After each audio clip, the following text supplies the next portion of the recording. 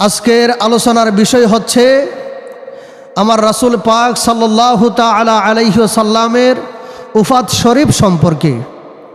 আল্লাহ পাক আমাকে জেনে বুঝে আমলে পরিণত করে আপনাদেরকে কিছু বলার, শোনার, আমল করার আল্লাহ তৌফিক দান করুক। সকলে বলি আমিন। প্যারা হাজরিন, আমার রাসূল সাল্লাল্লাহু আলাইহি সাল্লাম আহরি সাহার সোমবার দিবসে সুস্থতা লাভ করার পরে মসজিদে নববীর মধ্যে আসলেন। আসার পরে উম্মতের নামাজ দেখলেন। নামাজ দেখার পরে পুনরায় নবীজি অসুস্থ হয়ে গেলেন। ঠিক না বেঠিক? আবার আমার নবীকে আমার নবীজির হুজরা মুবারকের মধ্যে নিয়ে যাওয়া হলো। আম্মাজান আয়েশা সিদ্দিকা রাদিয়াল্লাহু তাআলা আনহা উনি ওনার সিনার মধ্যে আমার দয়াল কামলিওয়ালা নবীজির মাথা মুবারকখানা লাগাইয়া আমার নবীকে আরাম দিচ্ছেন। সুবহানাল্লাহ। ইন্ডিমিন টাইমে খাতুনে জান্নাত মা ফাতেমাতুজ জাহরা রাদিয়াল্লাহু তাআলা আনহা উনি সংবাদ পাইলেন আমার নবীজি আবার পুনরায় অসুস্থ হয়ে গেলেন। দৌড়াইয়া নবীজির দরবারে হাজিরা দিলেন। আল্লাহু আকবার বলি। আমার বাবাজিরা, ও প্রাণের মুসল্লিরা, গভীর মনোযোগ। আম্মা জান আয়েশা সিদ্দিকা রাদিয়াল্লাহু তাআলা আনহা আমার নবীজির মাথা মুবারক খানা ওনার সিনার মধ্যে নিয়ে আমার নবীকে সুন্দর করে আরাম দিচ্ছেন। সুবহানাল্লাহ। আমার নবীজির চক্ষু মুবারক দিয়ে পানি মুবারক গড়গড় করে দুনিয়ার জমিনের মধ্যে ছাড়তেছেন। খাতুনে জান্নাত ফাতেমাতুজ জাহরা রাদিয়াল্লাহু তাআলা আনহা উনি সংবাদ পায়া দৌড়ায়া দয়াল নবীজির দরবারে হাজিরা দিলেন। ডাক দিয়া বলে, নবী গো, ও গো মায়ার নবী, আপনাকে কোনোদিন তো আমি আমার পিতা বলে সম্বোধন করতে পারি নাই। ইয়া রাসূলুল্লাহ, ইয়া হাবিবাল্লাহ, নবী গো, আপনি তো কুল কায়নাতের নবী, আমি ফাতেমারও তো আপনি নবী। ওগো নবী, আপনার চক্ষু মুবারক দিয়া কি জন্য পানি মুবারক বাহির হচ্ছে? আপনি কি পুনরায় অসুস্থ হয়ে গেলেন নাকি? আমি ফাতেমাকে একটু জানাইয়া দাও। এই কথা বলতে বলতে খাতুনে জান্নাত মা ফাতেমাতুজ জাহরা রাদিয়াল্লাহু তাআলা আনহা উনিও আমার নবীকে জড়াইয়া ধরে কান্না দিচ্ছেন। আল্লাহু আকবার বলি। যেই মাত্র খাতুনে জান্নাত মা ফাতেমাতুজ জাহরা রাদিয়াল্লাহু তাআলা আনহা কান্না দিচ্ছেন, আমার নবী ডাক দিয়া বলে, ফাতেমা, ও মা ফাতেমা, দুনিয়ার সমস্ত কষ্ট আমি নবী সইতে পারি। মা গো, তুমি যদি কান্না দাও, তোমার কান্না তো আমি নবী সইতে পারি না। উহুদের জমিনে আমি নবীর দান্দাল মুবারক শহীদ হয়ে গেছে, এতে আমার কোনো কষ্ট হয় নাই। তায়েফের জমিনে তায়েফের কাফেররা মশল দ্বারা বৃষ্টির নেই আমি নবীকে ফাতর মারলো, আমার সমস্তটা শরীর রক্তে লালে লাল করে দিল গো। ওই মা ফাতেমা, আমি ওই কষ্টকে কষ্ট মনে করলাম না। আমি যখন নামাজের মধ্যে সজদায় চলে যাইতাম, আরবের কাফেররা মরা উটের নারী বুড়িগুলি আমার মাথার মধ্যে রেখে দিত, আমি যাতে দুনিয়ার থেকে বিদায় নেই। ও মা, ওই কষ্টগুলি আমি কষ্ট মনে করলাম না, কিন্তু মা, তুমি যদি আমার সামনে কান্না দাও, তোমার কান্না তো আমি নবী সইতে পারি না। মা, তোমাকে জানাইয়া দে, এই মুহূর্তে তুমি কান্না বন্ধ করে দাও, আমি নবী ভালো আছি। সুবহানাল্লাহ বলতেন না? খাতুনে জান্নাত মা ফাতেমাতুজ জাহরা রাদিয়াল্লাহু তাআলা আনহা আমার নবীজির এই সান্ত্বনা পেয়ে যখন আমার নবীজির পা মুবারকের মধ্যে আর আলতো করে আমার নবীজির পা মুবারকের মধ্যে খেদমত দিচ্ছেন, খাতুনে জান্নাত মা ফাতেমাতুজ জাহরা রাদিয়াল্লাহু তাআলা আনহা আমার নবীজির হুজরা মুবারকের দরজার দিকে তাকাইলেন। সুবহানাল্লাহ বলতেন না? আমার বাবাজিরা, যেই মাত্র খাতুনে জান্নাত আমার নবীজির হুজরা মুবারকের দরজা মুবারকের দিকে তাকাইলো, তাকায়া দেখে নবীজির হুজরা মুবারকের দরজা মুবারকখানা বন্ধ, কিন্তু একটু একটু একটু ফাঁকা দেখা যায়। খাতুনে জান্নাত ওই ফাঁকা জায়গা দিয়া যখন বাহিরে নজর করলেন, বাহিরে নজর করে তাকায়া দেখে বিশাল আকৃতির একজন মানুষ আমার নবীজির হুজরা মুবারকের দরজা মুবারকের সামনে দাঁড়িয়ে আছে। সুবহানাল্লাহ বলেন। এমন বিরাটকার মানুষ খাতুনে জান্নাত ফাতেমা আরবের জমিনে আর কখনো দেখে নাই। ডাক দিয়া বলে, নবী গো, ও গো মায়ার নবী, আমি ফাতেমা আপনার দরবারে কত বড় বড় মানুষ আগমন করতে দেখেছি। আরবের বিভিন্ন প্রদেশ থেকে, পৃথিবীর বিভিন্ন প্রান্ত থেকে কত বিশাল আকৃতির মানুষ আপনার দরবারে হাজরা দিছে, আপনার কাছে আগমন করেছে, তারা মুসলমান হয়েছে, কালিমার মালা গলায় নিয়েছে। ইয়া রাসূলুল্লাহ, নবী গো, আমি এই মুহূর্তে আপনার হুজরা মুবারকের দরজা দিয়া যখন বাহিরে তাকাইলাম, এমন একজন বিরাটকার মানুষ আমি দাঁড়াইতে দেখলাম, যার দুইটা পা জমিনে আর মাথাটা প্রথম আসমানে লেগে আছে। নবী গো, এত বিরাটকার মানুষ তো আমি আর কখনো দেখি নাই। এই মানুষটাকে, এই মানুষটার পরিচয় আমি ফাতেমাকে জানাইয়া দাও। সুবহানাল্লাহ। আমার নবী ডাক দিয়া বলে, ফাতেমা, ও গো মা ফাতেমা, এই যে বিরাট আকৃতির একটা মানুষ আমার ঘরের দরজার সামনে দাঁড়ায় আছে, এটা দুনিয়াদারি দুনিয়াবি কোনো মানুষ না। মা গো, এটা মানুষ না, মানুষ আকৃতিতে দাঁড়ায় আছে, মানব স্বরূপ ধারণ করে দাঁড়ায় আছে। উনি হইলেন আল্লাহর নূরের ফেরেশতা মালাকুল মউত আজরাইল। সুবহানাল্লাহ। কে দাঁড়ায় আছে? আস্তে করে কোন, কে দাঁড়ায় আছে? মালাকুল মউত আজরাইল। এখন আমার প্রশ্ন হচ্ছে, মালাকুল মউত আজরাইল কি মাটির মানুষ নাকি নূরের ফেরেশতা? আরেকটা আওয়াজ দিয়ে বলেন। মালাকুল মউত আজরাইল নূরের ফেরেশতা। কিসের আকৃতি ধারণ করছে? মানব সুরত দাঁড়ায় ধারণ করে। কোথায় দাঁড়াইছে? আমার নবীজির হুজরা মুবারকের সামনে। ঠিক না বে ঠিক?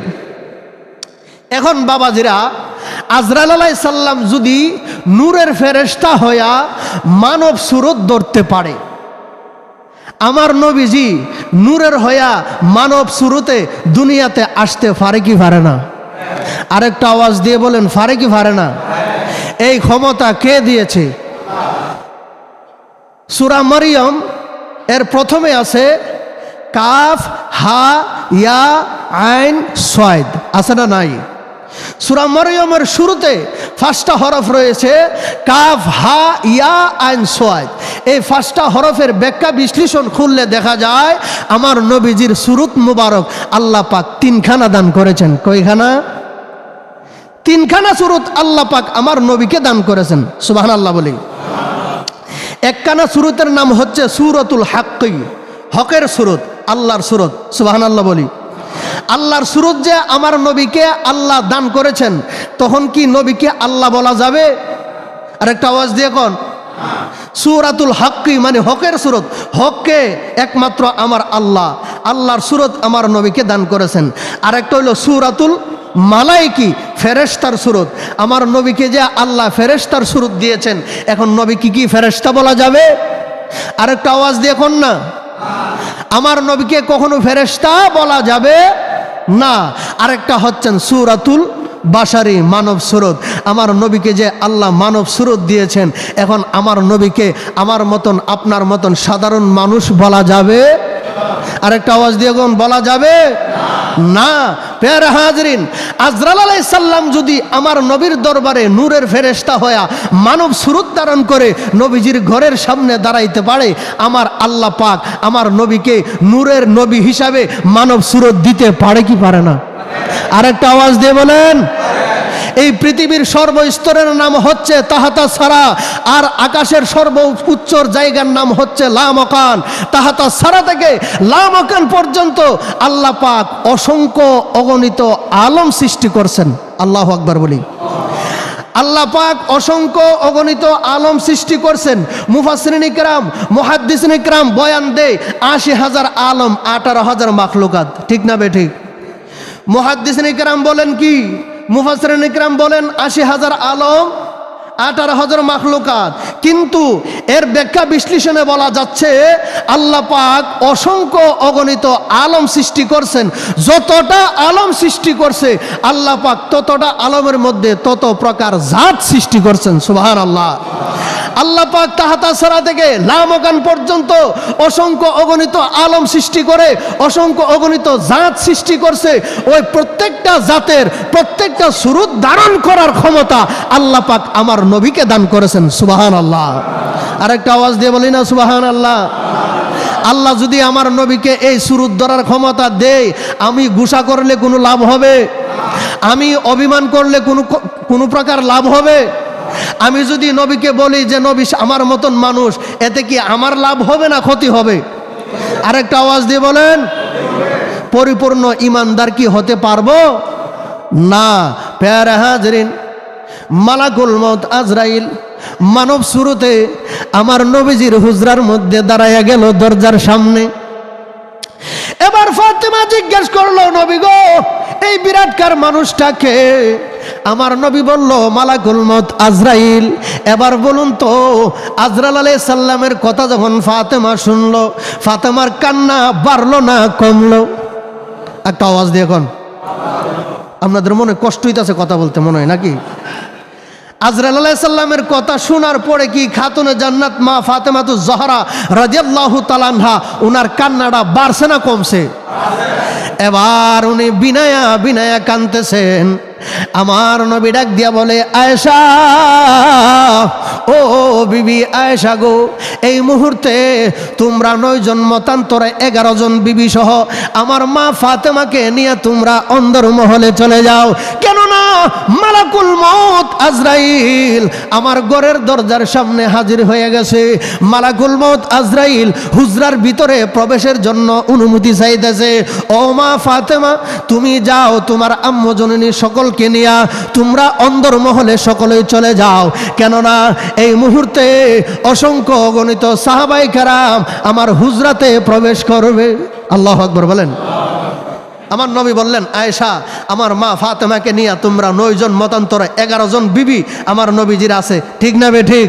তোমরা সকলেই অন্দর মহলে চলে যাও, আমার সাহাবীরা এই মুহূর্তে আমার হুজরাতে আসবে, তোমাদের ফরদার বের কালাপ হবে। আল্লাহু আকবার বলতেন না? এবার খাতুনে জান্নাত সহ আমার নবীজির বিবিগণ অন্দর মহলে চলে গেলেন। ইমাম হাসাইন কান্দে, ইমাম হুসাইন কান্দে, গয়রায়া গয়রায়া কান্দতেছে। আলীও কান্দে, আবু বকর কান্দে, উমর কান্দে, উসমান কান্দে। সকল সাহাবায়ে কেরামরা একটা কান্নাকাটি আরম্ভ করলো। আমার নবী বলে, এ আবু বকর, তোমরা আর কান্না দিও না, এই মুহূর্তে আমার ঘরের হুজরার দরজাটা খুলিয়া দাও, মালাকুল মউত আমার সামনে হাজির হয়ে যাবে। যেই মাত্র আমার নবীর কলিজার সাহাবী আবু বকর সিদ্দিক রাদিয়াল্লাহু তাআলা আনহু আমার নবীজির হুজরা মুবারকের দরজাখানি খুলিয়া দিল, মালাকুল মউত আমার নবীকে সালাম দিতে লাগলো, আসসালাতু আসসালামু আলাইকা ইয়া রাসূলুল্লাহ, আসসালাতু আসসালামু আলাইকা ইয়া হাবিবাল্লাহ। সুবহানাল্লাহ। একটা আওয়াজ দিয়ে কোন সুবহানাল্লাহ। আমার নবী সালামের জবাব দিলেন, ওয়া আলাইকুমুস সালাম ইয়া মালাকুল মউত। আমার নবী মালাকুল মউত আজরাইলকে সালামের জবাব দিলেন। দেওয়ার পরে আজরাইল আলাইহিস সালাম বলেন, ইয়া রাসূলুল্লাহ, ইয়া হাবিবাল্লাহ, নবী গো, আপনি বিয়াদবি মাফ করবেন, আল্লাহ আপনাকে সালাম দিয়েছে আর বলে দিয়েছেন আপনি কি দুনিয়ার জমিনে থাকতে চান না আরশ আজিমে যাইতে চান? আল্লাহু আকবার কোন। বাড়িতে গিয়া কইেন, জোরে কোন না। আমার নবীকে বলতেছে, নবী গো, আল্লাহ আপনাকে সালাম দিছেন আর বলে দিছেন আপনি কি দুনিয়ার জমিনে থাকতে চান না আরশ আজিমে যাইতে চান? আমার নবী বলে, আজরাইল, তুমি সালাম দিছো, আল্লাহও সালাম দিছে, সালাম পাইলাম। আমার আল্লাহ এখন যেই প্রস্তাব করছে, আমি কি দুনিয়ার জমিনে থাকতে চাই না আরশ আজিমে যাইতে চাই। ও মালাকুল মউত আজরাইল, হে ভাই আজরাইল, তোমার তো এখন অপেক্ষা করা লাগে, তুমি একটু অপেক্ষা করো। কেননা আমার ভাই জিব্রাইল আসুক, জিব্রাইলের মাধ্যমে আমি জানবো। আমি যদি আরশ আজিমে চলে যায়, আমার এতিম গুনাহগার উম্মতের কি ফাইসালা হবে? সুবহানাল্লাহ বলেন। আমার নবী বলে, আজরাইল তুমি থামো, আমার ভাই জিব্রাইল আসুক। সুবহানাল্লাহ বলি না? আমার নবী যে জিব্রাইলকে ভাই বলছে, নবী যদি আমার মতন হয়, আপনি একবার জিব্রাইল আলাইহিস সালামরে ভাই বললা দেখেনছেন, আপনার ইমানটা তাহিনী নাউজুবিল্লাহ বলতেন না? আমার নবী বলেন, আজরাইল তুমি থামো, তুমি একটু অপেক্ষা করো, তুমি যেই প্রস্তাব দিয়েছো এই প্রস্তাবে আমার ভাই জিব্রাইলের মাধ্যমে আমি ফাইসালা করব। আমি যদি আরশ আজিমে চলে যাই, আমার এতিম গুনাহগার উম্মত কোথায় থাকবে? আমি উম্মতের ফাইসালা জানতে চাই। ইন দি মিন টাইমে সাইয়েদনা হযরতে জিব্রাইল আলাইহিস সালাম আমার নবীর দরবারে তাশরিফ আনলো। বলে, নবী গো, আপনার খাদেম আপনার সামনে উপস্থিত, বলুন কি করতে হবে? আল্লাহু আকবার বলেন। জিব্রাইল আলাইহিস সালাম আসলো, আসিয়া বলতেছে, নবী গো, আপনার খাদেম হাজির, কি করতে হবে? আজরাইল আলাইহিস সালাম দিয়ে উপস্থিত, কারণ কি, ব্যাপার কি? আমার নবী বলে, ও ভাই জিব্রাইল, আল্লাহ পাক আজরাইল আলাইহিস সালামের মাধ্যমে সংবাদ প্রেরণ করেছেন, বলে দিয়েছেন আমি কি দুনিয়ার জমিনে থাকতে চাই না, আরশ আজিমে যাইতে চাই। ওগো জিব্রাইল, তুমি যাও, যাও আমার আল্লাহকে গিয়া জিজ্ঞেস করো, আমি যদি আরশ আজিমে চলে যাই, আমার উম্মত আমার সাথে আরশ আজিমে আসতে পারবো কিনা? সুবহানাল্লাহ কোন। জিব্রাইল আলাইহিস সালাম আল্লাহর দরবারে চলে গেলেন, বলতেছে, বারলাহি মানিব খোদা, ও আল্লাহ, আপনার দুস্থ জানতে চায়, আপনার দুস্থ যদি আরশ আজিমে চলে আসে, উম্মত আসতে পারবে কিনা? আমার আল্লাহ বলে, জিব্রাইল, আমার নবীকে জানাইয়া দাও, আমার নবী একা আসার পারমিশন আছে, উম্মত আসতে পারবে না। এ জিব্রাইল, যাও যাও আমার দুস্থকে গিয়ে জানাইয়া দাও। নবী গো, ও মায়ার নবী, আল্লাহ জানিয়ে দিয়েছেন আপনি একাই যাওয়ার সম্ভাবনা, আপনি একাই যাইতে পারবেন, উম্মত যাইতে পারবে না। ও জিব্রাইল, আল্লাহকে জিজ্ঞাসা করো, আমি যদি আরশ আজিমে চলে যাই, আমার উম্মত কোথায় থাকবে? আমার আল্লাহ বলে, দোস্ত, আপনার উম্মত দুনিয়ার জমিনে থাকবে। ও জিব্রাইল, আল্লাহকে জানিয়ে দাও আমি তো নবী উম্মতের পাগল, আমার আল্লাহ হইল নবীর পাগল, নবী হইল উম্মতের পাগল, সমস্ত পৃথিবীর সব কিছু আল্লাহর খানায় কাবার পাগল, আল্লাহর খানায় কাবা আল্লাহর পাগল, আমার আল্লাহ হইল নবীর পাগল, নবী হইল এতিম গুনাহগার উম্মতের পাগল। ঠিক না বেটি? একটা আওয়াজ দিয়ে কোন ঠিক কিনা? দুনিয়ার সব কিছু আল্লাহর খানায় কাবার পাগল। ঠিক না বেটি? এমন কোন মুসলমান আছে যে আল্লাহর খানায় কাবার কালো গুলাফে ধরতে মন চায় না? আছে না? প্রত্যেকেরই মনে চায় আল্লাহর খানায় কাবার কালো গিলাপটার মধ্যে একটু ধরে লাভবাহিক ধ্বনি দেওয়ার। ঠিক না বে ঠিক? এতে বোঝা গেল সৃষ্টির সব কিছু আল্লাহর খানায় কাবার পাগল, আল্লাহর খানায় কাবা আমার মাহবুদের পাগল। ঠিক না বে ঠিক? আমার মাহবুদ হচ্ছে আমার নবীজির আশেক, আমার নবী হচ্ছে উম্মতের আশেক। আমার নবী বলে, আল্লাহ গো, আমি হইলাম আমার উম্মতের পাগল, আমি যদি আমার উম্মত রেখে আপনার আরশ আজিমে চলে যায়, আমি তো আপনার আরশ আজিমের পাগল না, আপনার লৌহের পাগল না, কলমের পাগল না, জান্নাতের পাগল না, আপনার সমস্ত নাজ নিয়ামতের পাগল না, আমি নবী হইলাম আমার এতিম উম্মতের পাগল। সুবহানাল্লাহ। আমার এতিম উম্মত যেই জায়গায় থাকবে, আমি নবীও সেই জায়গায় থাকবো। এবার ফাইসালা হয়ে গেল। বলতেছে, ও ভাই জিব্রাইল, আরেকটু ফাইসালা আছে, এইটা তোমার দ্বারা হবে না। আমি আর আমার আল্লাহর সাথে এখন যে সমস্ত জিন্দেগি আল্লাহ আমার পাগল ছিল, আল্লাহ পাক আমার সাথে বন্ধুত্ব করেছে, আর ইব্রাহিমী খলিলুল্লাহ আল্লাহর সাথে বন্ধুত্ব করেছে। ঠিক না বেঠিক? ইব্রাহিম আলাইহিস সালাম আল্লাহর সাথে উজ্জা বন্ধুত্ব করছে, আর আল্লাহ স্বয়ং উজ্জা আমার নবীর সাথে বন্ধুত্ব করছে। সুবহানাল্লাহ বলি। এ ভাই জিব্রাইল, এখন হবে আশেক এবং মাশুকের খেলা। আমার আল্লাহকে নবী বলে, নবী গো, আল্লাহ আমার আল্লাহকে আমার নবী বলে, আল্লাহ গো, যদি আমি আরশ আজিমে চলে যাই, আমি যদি আপনার ডাকে সাড়া দেই, আমি যদি আপনার দরবারে চলে আসি, আমি যদি এই পৃথিবীর থেকে উফাতে চলে যাই, আমার এতিম উম্মতের কি ফাইসালা হবে? এবার আল্লাহ বলে, ও বন্ধু, আপনার উম্মতের 70 ভাগ উম্মতকে মাফ করে দিলাম। সুবহানাল্লাহ। কয় ভাগ উম্মতকে? 70 ভাগ উম্মতকে মাফ করে দিলাম। সুবহানাল্লাহ। অর্থাৎ 1000-এর মানে 70,000 উম্মতকে মাফ করে দিলাম। আমার আল্লাহকে ডাক দিয়ে বলে নবী ও বারলাহি হুদা, আমার উম্মত কতগুলি হবে? শুধু 70,000 না, এর চাইতে বেশি হবে? সুবহানাল্লাহ বলি। আল্লাহ বলে দোস্ত, আপনার উম্মত হবে অসংখ্য অগণিত। তাহলে আপনি কিভাবে আমার এই অসংখ্য অগণিত উম্মতের মধ্য থেকে 70,000 উম্মতকে আপনি মাফ করলেন? আমি মানতে রাজি না। সুবহানাল্লাহ বলি না? আমার আল্লাহ বলে দোস্ত গো, আমি আল্লাহ যা বলি জিব্রাইলের মাধ্যমে আপনার কাছে তা আসে, এইটাই আমি আল্লাহর বাণী হয়ে যায়, কোরআন হয়ে যায়। আমি আল্লাহর বাণী তো মিথ্যা হতে পারে না।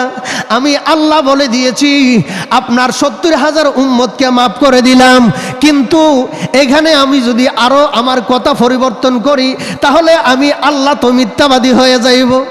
সুবহানাল্লাহ। আল্লাহ বলে দিয়েছেন দোস্ত আপনার উম্মতকে 70,000-এর মধ্যে মাফ করে দিলাম। আমার আল্লাহ বলে, আমার নবী বলে, আল্লাহ যদি আমার উম্মত অসংখ্য গণিত হয়ে থাকে, আপনি 70,000 মাফ করলেন, আমার বাকি উম্মতের কি ফাইসালা হবে? আমার আল্লাহ বলে দোস্ত, আমি আপনার প্রেমের কারণে, মহব্বতের কারণে একটা খেদমতের খেলা খেলবো। জান জান, এই 70,000 উম্মত এক একজন 70,000 করে সুপারিশ করতে পারবে। সুবহানাল্লাহ বলি। 70,000 উম্মতের মধ্যে যাদেরকে আমি আল্লাহ মাফ করে দিয়েছি, মকবুল করে দিয়েছি, তারা এক একজন আবার 70,000 করে সুপারিশ করবে, তাদেরকে মাফ করাইতে পারবে। সুবহানাল্লাহ বলি না? আমার নবী বলেন 70-এর 69-এর পরে তো 70 হয়ে যাইব, আমার উম্মত তো আরো বাকি থাকবে। আমি এটা মানতে রাজি না। এক একজন যদি আবার 70,000 করে নেই, 69-এর পরে তো 70 গণনা শেষ, আমার উম্মত তো বাকি থাকবে। কি করা যায়? আমার দয়াল কামলিওয়ালা নবী মানতে রাজি না। আশেক এবং মাসুকের প্রেমের খেলার মধ্যে এশকের জোয়ার উঠে গেল। আমার আল্লাহ ডাক দিয়ে বলে বন্ধু, আপনাকে কত কারণে, কত মাধ্যমে আমি আল্লাহ আপনাকে খুশি করতে চেয়েছি, কিন্তু পারতেছি না। ওগো কামলিওয়ালা, আপনার অন্তর মোবারকে কি উদয় হচ্ছে আমি আল্লাহ জানি। জান জান জান, আমি ঘোষণা করিয়া দিলাম, এই মুহূর্তে আপনি জানিয়া রাখুন, শুনিয়া রাখুন, আপনার অবর্তমানে আপনার যত এতিম গুনাহগার উম্মত হবে, সমস্ত এতিম গুনাহগার উম্মতের জিম্মাদার আর জাবিনদার আমি আল্লাহর কুদরতি হাতে নিয়ে নিলাম। একটা আওয়াজ দিয়ে বলেন না সুবহানাল্লাহ। আল্লাহ পাক আমার নবীকে খুশি করতে গিয়ে আমার নবীর যত এতিম গুনাহগার উম্মত আছেন সকলের জিম্মাদার আর জাবিনদার কে হয়েছে? স্বয়ং আমার আল্লাহ হয়েছে। এবার আমার নবী খুশি। আমার নবী বলে, আজরাইল তোমার কাছে জানতে চাই, তুমি তো আরো অন্যান্য নবীদের রুহু কবজ করেছো, আমার অন্যান্য সাহাবীদের রুহু কবজ করেছো, তোমার কাছে জানতে চাই তুমি তাদের রুহু কিভাবে কবজ করেছো, তুমি আমাকে একটু দেখাও। সুবহানাল্লাহ কন্যা। সময় তো শেষ। বলতেছে আজরাইল আমাকে একটু দেখাও, অন্যান্য নবীর রুহু কবজ করেছো, এখন তাদের রুহু যে কবজ করছো আমার একটু দেখাও। এই কথা বলার সঙ্গে সঙ্গে আজরাইল আলাইহিস সালাম বলে, নবী গো, অন্যান্য নবীদের রুহু যেইভাবে কবজ করেছি আপনার বেলা তো সেইভাবে আপনার রুহুটা আমি গ্রহণ করব না। অনেক এহসানের সহিত, যত্নের সহিত, আরামের সহিত আপনার রুহু কানা আমি গ্রহণ করব। সুবহানাল্লাহ বলি। আজরাইল, তুমি যদি যত্নের সহিত, এহসানের সহিত আমার রুহুর হানা তুমি গ্রহণ করো, তাহলে তোমার হাত কানা আগে আমার সিনার উপরে রাখো। সুবহানাল্লাহ কোন।